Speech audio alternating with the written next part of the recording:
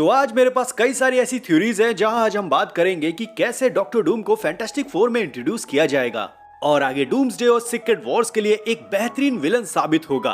अब तक तो ये भी साफ हो गया है कि डॉक्टर डूम की शुरुआत इसी फैंटास्टिक फोर मूवी से हो जाएगी। भले ही इसमें डॉक्टर डूम को दिखाया भी न जाए, लेकिन इसमें जितने भी इवेंट्स हो रहे हैं वो सीधा लिंक कर रहे हैं डॉक्टर डूम से, क्योंकि कुछ लीक्स के हिसाब से हमें यह बताया जा रहा है कि doctor Doom fantastic four movie के एंड में दिखाई दे जाएगा। वहाँ वो गैलेक्टस को मारकर उसकी पावर को छीन लेगा, जैसा उसने सीक्रेट वॉर कॉमिक सीरीज में किया था। डॉक्टर डूम ने बियॉन्डर की पावर को चुरा लिया था और गॉड एम्परर डूम बन गया था। डॉक्टर डूम को जो चाहिए था वो उसे मिला और तब शुरुआत हुई एक ऐसे डॉक्टर डूम की जिसको कोई भी नहीं रोक सकता था।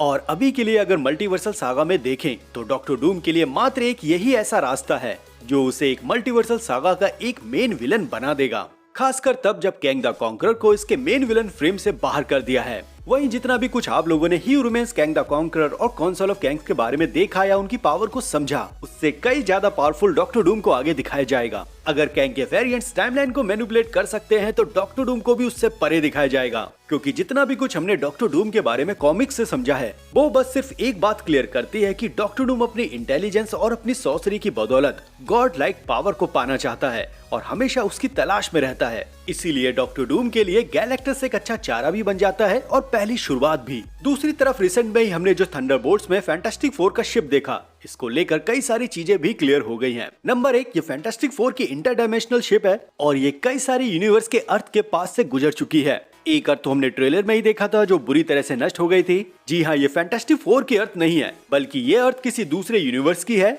और ये जो फैंटास्टिक फोर की शिप जो इंटरडायमेंशनल ट्रैवल कर रही है वो बस अलग अलग अर्थ को विटनेस कर रही है। दूसरा, ये पोस्ट क्रेडिट सीन डायरेक्ट किया है रूसो ब्रदर्स ने अवेंजर डूम्सडे के सेट से। इसका मतलब ये सीन डूम्सडे में मायने रखेगा, लेकिन ये सीन डूम्सडे में होगा नहीं। ये सेम वैसे ही यहाँ पर प्ले कर रहा है जैसे कैप्टन मार्वल का पोस्ट क्रेडिट सीन था। यहाँ कैप्टन मार्वल सीधा आके पूछती है फ्यूरी कहाँ है, और इससे पहले भी जब निक फ्यूरी एक मैसेज भेजता है कैप्टन मार्वल को, तो सिमिलर ऐसा ही ये थंडरबोल्ट्स का पोस्ट क्रेडिट सीन है। तो कुल मिलाकर हमें यहाँ जो इन्फिनिटी वॉर और एंड गेम में वाइब मिली थी वैसा ही कुछ हमें यहाँ मिल रहा है। फिलहाल अब तक की ये सबसे बेहतरीन शुरुआत है और देखने में ऐसा लग रहा है कि आगे मजा आने वाला है। लेकिन डॉक्टर डूम का क्या जो हमें अभी तक दिखाया नहीं गया है, इसीलिए कई सारी थ्योरीज है मेरे पास, आखिरी तक जरूर सुनना। और हाँ, अगर चैनल पर पहली बार आए हो तो प्लीज सब्सक्राइब कर लेना। खैर, मैं हूँ C53 से वॉचर और द वॉचर शो पे आप सभी का स्वागत करता हूँ।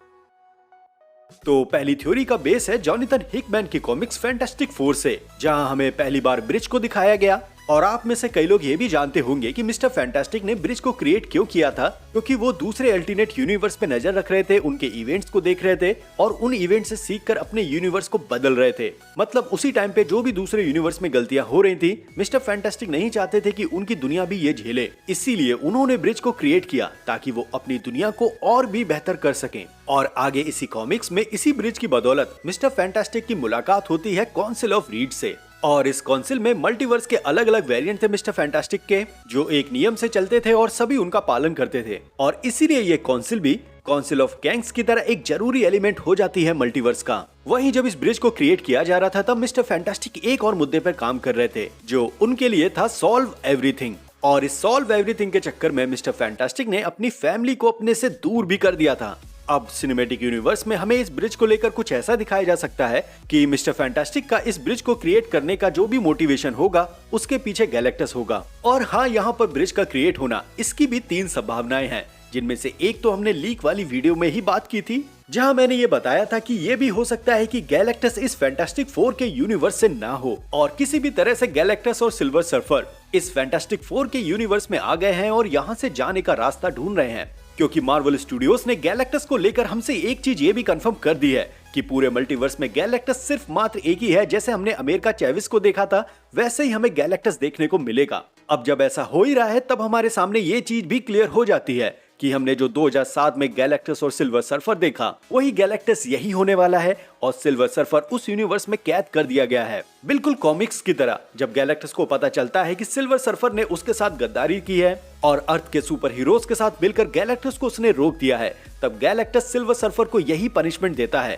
कि सिल्वर सर्फर इस अर्थ और इसके सोलर सिस्टम की एक लिमिटेड बाउंड्री में रहेगा। इसीलिए गैलेक्टस मल्टीवर्स घूम रहा है, उसने कई सारे यूनिवर्स देखे हैं। और जब ट्रेलर में हम ये सीन देखते हैं कि सिल्वर सर्फर अर्थ पे आती है और वो मिस्टर फैंटास्टिक फोर से कहती है कि गैलेक्टस आ रहा है और तुम सब मरने वाले हो, तो ये सीन मूवी की शुरुआत में ही होगा। मिस्टर फैंटास्टिक पूरी कहानी जानेंगे गैलेक्टस की सिल्वर सर्फर से और फिर एक सौदा करेंगे कि अगर क्या हो कि मिस्टर फैंटास्टिक गैलेक्टस को एक नया ब्रह्मांड देंगे और ये ब्रह्मांड गैलेक्टस का घर भी हो सकता है या एक ऐसा प्लेनेट या अर्थ जिसकी मदद से गैलेक्टस अपनी जिंदगी भर की भूख मिटा सकता है। और इस सौदेबाजी के चलते मिस्टर फैंटास्टिक को ऐसे दिखाया जाएगा कि वो गैलेक्टस के लिए ब्रिज को क्रिएट कर रहे हैं। इसीलिए मूवी का ज्यादातर पार्ट फैंटास्टिक फोर और बाकी सुपर हीरोज पर केंद्रित होगा और बैक साइड में हमें मिस्टर फैंटास्टिक को ब्रिज को क्रिएट करता हुआ दिखाया जाएगा। और इस तरह लास्ट में जब गैलेक्टस वापस से अर्थ पे आता है और शहर घूमते हुए बैक्स्टर बिल्डिंग में झांकता है, तब मिस्टर फैंटास्टिक गैलेक्टस को बताएंगे कि वो फेल हो गए हैं और यहीं गैलेक्टस को ये पता चलेगा कि सू स्टॉर्म प्रेग्नेंट है और फ्रैंकलिन रिचर्ड्स जो अभी तक पैदा नहीं हुआ है। गैलेक्टस इस फ्रैंकलिन को अपने घर जाने का रास्ता या अपनी ना मिटने वाली भूख को मिटाने के लिए इस फ्रैंकलिन का सौदा करेगा। फैंटास्टिक फोर अपने इस नए मेहमान को दुनियाओं को खाने वाले इस एंटिटी को नहीं देना चाहते, इसीलिए इनके बीच में एक भयंकर फाइट शुरू होगी। और इस फाइट का एक छोटा सा सीन हमें ट्रेलर में भी देखने को मिला जहां सू स्टॉर्म अपनी पावर का प्रदर्शन कर रही हैं और ये भी हम साफ देख पा रहे हैं कि वो प्रेगनेंसी में है, इसीलिए वो अपनी फुल पोटेंशियल पे आ भी नहीं पा रही। इसीलिए जब सिल्वर सर्फर अर्थ पर आती है तब इन्हें एक टाइम भी दिया जाता है। ये टाइम कुछ साल, कुछ महीने या कुछ दिन का भी हो सकता है, क्योंकि आईमैक्स के ट्रेलर पर हमने इस चीज को क्लियर देखा कि पीछे एक तरह का टाइमर चल रहा है। ये सेम इवेंट बिल्कुल कॉमिक्स जैसा ही है, जिसके बारे में हमने अपनी पिछली वीडियो में बात की थी कि कैसे कॉमिक्स में सिल्वर सर्फर गैलेक्टस के लिए आया और उसने 10 साल का समय दिया फैंटास्टिक फोर को। और ये 10 साल का टाइमर पूरे शहर में तो चल ही रहा था, साथ ही पूरी दुनिया में इस टाइमर को पब्लिकली भी कर दिया था। अब इस चीज को लेकर हम ये भी मान सकते हैं कि सिल्वर सर्फर अर्थ पे आई और उन्होंने फैंटास्टिक फोर को बताया कि गैलेक्टस आ रहा है, लेकिन वो फिर भी कुछ समय देती है और लिमिटेड टाइम भी बता देती है। और इस टाइम पीरियड में मिस्टर फैंटास्टिक ब्रिज को क्रिएट कर लेते हैं इस उम्मीद में कि दूसरे यूनिवर्स के सुपर हीरोज की मदद ली जाए, गैलेक्टस को हराया जाए या गैलेक्टस को किसी दूसरे यूनिवर्स में फेंक दिया जाए। लेकिन फिर ये सभी सुपर हीरोज इसमें भी फेल होंगे और इन्हें पता चलेगा कि गैलेक्टस को हराया नहीं जा सकता। और अभी इस चीज का मार्वल सिनेमैटिक यूनिवर्स में दिखना भी पॉसिबल हो सकता है। तीसरी पॉसिबिलिटी एक ये भी सामने आती है कि मिस्टर फैंटास्टिक खुद ही ब्रिज को क्रिएट करना चाहते हैं, क्योंकि वो मल्टीवर्स और बाकी सारे यूनिवर्स और डायमेंशन पर एक अपनी विशेष रुचि रखते हैं। इसलिए वो वाकई जानना चाहते हैं कि इस यूनिवर्स या इस मल्टीवर्स का अस्तित्व क्या है। और इसलिए जब उन्होंने इस ब्रिज को क्रिएट किया तब गैलेक्टस और सिल्वर सर्फर की नजर इन पर पड़ी। और हाँ, यहाँ पर एक चीज ये भी हो सकती है कि जब इस ब्रिज को क्रिएट किया और मिस्टर फैंटास्टिक इसमें कुछ ढूंढने लगे, तब उस ब्रिज के दूसरे साइड सिल्वर सर्फर और गैलेक्टस ने ये नोटिस किया कि कोई है ऐसा जो उन पर नजर रख रहा है। और इस ढंग से पहला एनकाउंटर गैलेक्टस के साथ मिस्टर फैंटास्टिक का हो सकता है। वहीं जब इस ब्रिज को क्रिएट किया था तब ये चीज सीधा डॉक्टर डूम से भी जुड़ गई थी, क्योंकि ये ब्रिज कोई इंटरडायमेंशनल टेलीस्कोप नहीं है, बल्कि इस ब्रिज के दरवाजे दोनों ओर खुलते हैं। मिस्टर फैंटास्टिक को लगा था कि वो इस ब्रिज की मदद से बाकी सारी दुनिया को सिर्फ देखते ही रहेंगे, लेकिन इसी बीच में डॉक्टर डूम मिस्टर फैंटास्टिक को ऐसा करते हुए देख लेते हैं। और जैसा मैंने बताया कि दरवाजे दोनों ओर खुलते हैं, इसीलिए डॉक्टर डूम की नजर इस ब्रिज और मल्टीवर्स पे पड़ जाती है। ऐसा ही एक इवेंट जोनाथन हिकमैन की फैंटास्टिक फोर में भी है, जहां मिस्टर फैंटास्टिक इस काउंसिल को ज्वाइन करते हैं और उन्हें कुछ दिनों बाद पता चलता है कि उन्हीं में से एक मेंबर दूसरे यूनिवर्स में ट्रेवल कर रहा था और उसे एक ऐसा यूनिवर्स दिखाई दिया जहां सेलेस्टियल पागल हो गए थे और उन्होंने सब कुछ जीत लिया था। और इन्होंने इस मिस्टर फैंटास्टिक को पकड़ लिया जो काउंसिल ऑफ रीड्स से था। सेलेस्टियल को पता चल गया कि काउंसिल ऑफ रीड्स एक तरह की इंटरडायमेंशनल काउंसिल भी है, इसीलिए इन्होंने इस काउंसिल पर हमला कर दिया। लेकिन इसी कॉमिक्स के लास्ट में फ्रैंकलिन भविष्य से आता है मिस्टर फैंटास्टिक को बचाने के लिए। यहाँ वो गैलेक्टस का साथ लेता है और इन सभी सेलेस्टियल को मार देता है। अब यहाँ ये मान लो कि ये जो सेलेस्टियल है इसकी जगह डॉक्टर डूम है। उसने अपने यूनिवर्स के सभी सुपर हीरोज को मार दिया है और वो बस पूरे यूनिवर्स को कॉन्कर करके बैठा है। डॉक्टर डूम भी इनकर्जन और मल्टीवर्स को बचाना चाहता है, इसीलिए ये भी हो सकता है कि डॉक्टर डूम गैलेक्टस और सिल्वर सर्फर को हराने के लिए मिस्टर फैंटास्टिक या फैंटास्टिक फोर की मदद करे। लेकिन ऐसा करना डॉक्टर डूम की शान के खिलाफ होगा, इसीलिए सामने आती है दूसरी थ्योरी जो डॉक्टर डूम की सबसे धाकड़ एंट्री हो सकती है। तो जब फैंटास्टिक फोर गैलेक्टस और सिल्वर सर्फर को हरा नहीं पाते तब एक दरार खुलती है और उसमें से सामने आता है डॉक्टर डूम। ना ही वो किसी से बात करता है और ना ही किसी तरह का कोई भी एक्सप्लेनेशन देता है।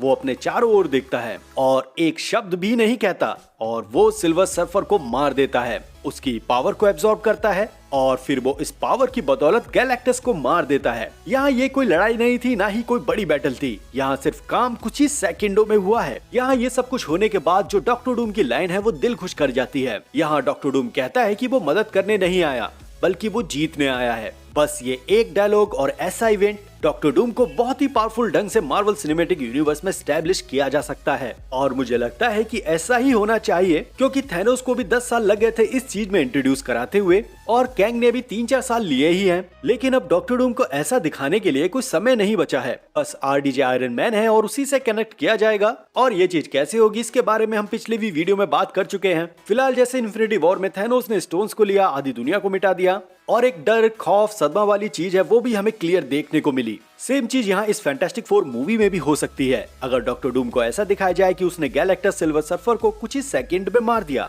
और बस ये डायलॉग बोल दे कि मैं यहाँ मदद करने नहीं आया बल्कि जीतने आया हूँ, तो ये चीज सच में दमदार लग रही है। वहीं डॉक्टर डूम का ये कैरेक्टर आर्ट कि बड़ी से बड़ी कॉस्मिक पावर को हथिया लेना, ये कॉमिक्स से बिल्कुल मेल खाता है, क्योंकि 2015 में आई सीक्रेट वॉर कॉमिक सीरीज में भी डॉक्टर डूम बियॉन्डर की पावर को चुराता है और बन जाता है गॉड एम्परर डूम। और इसी इवेंट से डॉक्टर डूम की एक नई कहानी शुरू हो जाती है। बाकी कई अलग इवेंट में भी डॉक्टर डूम सिल्वर सर्फर या गैलेक्टस की पावर को चुराना ये सब पहले ही कर चुका है, तो इसीलिए फैंटास्टिक फोर मूवी के एंड में डॉक्टर डूम को दिखाना, सिल्वर सर्फर और गैलेक्टस को मारकर उनकी पावर को छीन लेना और डॉक्टर डूम की आगे कहानी डूम्सडे और सीक्रेट वॉर्स में दिखाना, ये बिल्कुल भी अजीब नहीं है। बस ये इस चीज को अच्छे से हमारे सामने दिखा दे। साथ ही ये चीज MCU के मल्टीवर्सल आर्क में बिल्कुल सही भी बैठ रही है, क्योंकि ऐसा ही कुछ तो लोकी और वांडा ने भी तो किया है। एक तरफ लोकी जो मल्टीवर्स को बचाना चाहता है और ही ह्यूमंस के सारे इक्वेशन को साइड में रख के एक मल्टीवर्सल ट्री को क्रिएट करता है, वहीं दूसरी तरफ वांडा अपनी फैमिली के लिए किसी दूसरे यूनिवर्स में किसी को भी मारने से पहले एक सेकंड भी नहीं सोचती। तो इस लॉजिक से डॉक्टर डूम को ऐसा दिखाना ये भी एक अच्छा पॉइंट है। अभी मल्टीवर्स की सिचुएशन ऐसी है कि अनगिनत इनकर्जन हो रहे हैं, क्या इनके वेरिएंट्स टाइमलाइन को मैनिपुलेट कर सकते हैं, तो यहाँ डॉक्टर डूम ऐसा क्यों नहीं कर सकता, खासकर तब जब डॉक्टर डूम जैसा कैरेक्टर जिसने साइंस और मिस्टिक आर्ट को एक कर दिया हो। पर यहाँ पर ये सवाल फिर से सामने आ जाता है कि इन सब में TVA का रोल क्या होगा। तो मुझे लगता है कि गैलेक्टस को निपटाने के बाद उसके रिजल्ट से भी निपटना होगा और इसलिए यहाँ TVA की एंट्री होगी, क्योंकि ये सारे खतरों पे नजर रखना TVA का ही तो काम है। और जब TVA को पता चलेगा कि डॉक्टर डूम जैसा एक बंदा फैंटास्टिक फोर के यूनिवर्स में इंटर किया है, उसने सिल्वर सर्फर को मारा और इस पावर की मदद से उसने डॉक्टर डूम को मारा, तब TVA फैंटास्टिक फोर के यूनिवर्स में आएंगे, यहाँ डॉक्टर डूम को रोकने के लिए नहीं बल्कि फैंटास्टिक फोर को बचाने के लिए। वही TVA के जितने भी मिनट मैन है वो डॉक्टर डूम को ऐसे तो नहीं हरा सकते। ये डेडपूल को नहीं पकड़ पाए तो क्या घंटा डॉक्टर डूम को पकड़ेंगे। और हाँ, यहाँ पर TVA एक चीज और भी साफ कर देगा कि डॉक्टर डूम के पास इस समय ऐसी पावर है कि वो टाइमलाइन को कहीं से भी कैसे भी मैनिपुलेट कर सकता है। और मे भी यहाँ पर यह भी हो सकता है कि डॉक्टर डूम को यहीं पर TVA के बारे में पता चल जाए और डूम्सडे के अंदर डॉक्टर डूम TVA को तबाह कर दे। और इसके बाद जब फाइनल इंकर्जन हो जाएगा तब हमारे सामने आएगा एक बैटल वर्ल्ड, और ये जो बैटल वर्ल्ड बनेगा ये 2015 में आई सीक्रेट वॉर्स और 1984 में आई सीक्रेट वॉर से काफी अलग होगा, क्योंकि अभी हमारे पास वॉइड नाम की भी एक चीज है। और जैसे ही हमारे सामने बात आती है TVA के इंटरफेयर की, तब चीजें और भी कॉम्प्लिकेटेड हो जाती हैं, क्योंकि कॉमिक्स में जितनी बार भी सीक्रेट वॉर्स इवेंट हुआ है वहाँ TVA का जिक्र नहीं था, और TVA को जितना भी कॉमिक्स में दिखाया गया है वो इतने बड़े लेवल पे नहीं दिखाया जितना हमें इस सिनेमैटिक यूनिवर्स में दिखाया है। दूसरा, ह्यूमंस का एक ऐसा मुद्दा है जिसे TVA से दूर नहीं किया जा सकता। मुझे लगता है कि एक आखिरी बातचीत लोकी और ह्यूमंस के बीच में रह गई है और इस बातचीत में मल्टीवर्स के बहुत बड़े बड़े राज खुलेंगे, और इसको लेकर लोकी जैसे डॉक्टर स्ट्रेंज इन्फिनिटी वॉर और एंड गेम में थे कि उन्हें एक पॉसिबिलिटी ऐसी पता थी जिससे थैनोस को हराया जा सकता है, लेकिन वो वहां मिट गए, तो सेम ऐसे ही डॉक्टर स्ट्रेंज की तरह अब हमारे सामने लोकी आएगा। फिलहाल मुद्दा गर्म है और बातें कई सारी हैं और इन बातों को हम अपनी अगली वीडियो के लिए बचा के रखते हैं। खैर, सब्सक्राइब और लाइक करना मत भूलना। मिलते हैं अगली वीडियो के साथ, तब तक आप अपने मजे लो, ध्यान रखो, लव यू।